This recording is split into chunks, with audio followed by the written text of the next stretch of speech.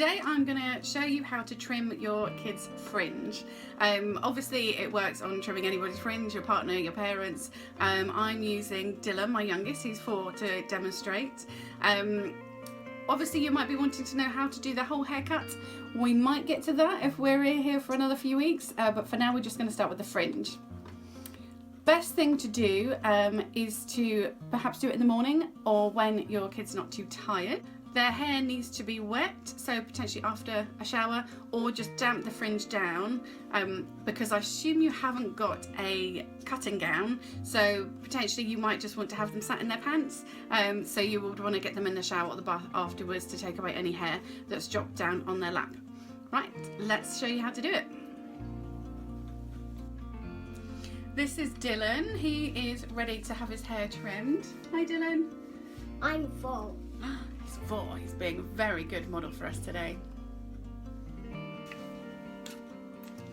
So here is Dylan ready to have his hair cut. He's got his gown on. As you can also see, he's got beautiful curly hair. So that's always interesting, trimming curly hair over straight hair.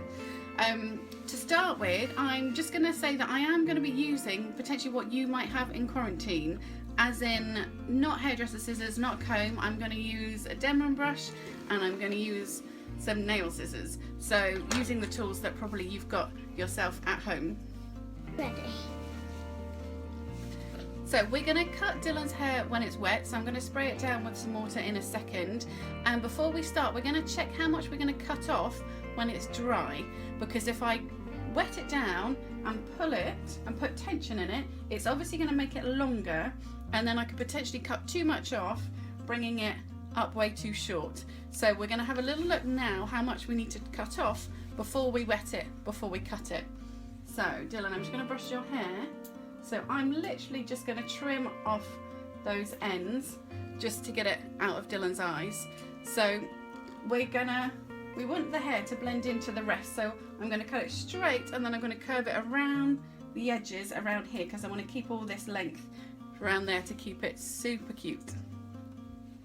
No, you don't have So I've now wet down Dylan's hair, so the top is all super wet. Dylan is in quite a high chair and I'm quite level to where I'm going to be cutting. You don't want to be too high up above like this, because then you won't be able to see what you're cutting.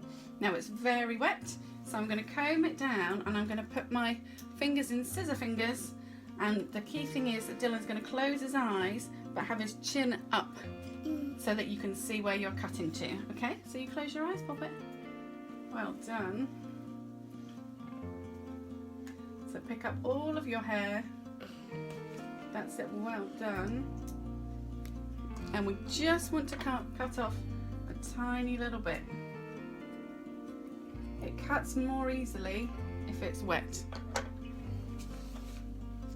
So for the cut that I've just done on this side, I've gone exactly straight. So between the middle of the eyebrow and the middle of the eyebrow, you want to be going straight across. And then as soon as you get to the middle of the eyebrow, you want to be going around.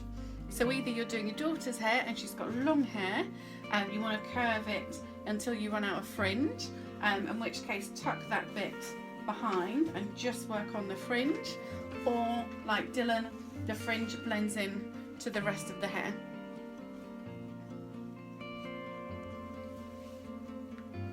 I'm now going to cut the other side of Dylan's fringe, so we're going to go straight and then curve it around.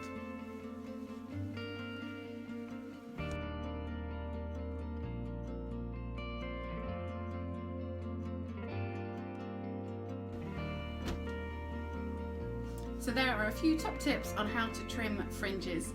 The main ones being to keep the chin up and to be on a level to see where you're cutting. The straight bit wants to be from the middle of the eyebrows, and then from there you want to curve around to give some shape. Do it on wet hair and only take off a little bit, because you can always take off more. What do you think, Dylan? Do you like your haircut? Yeah!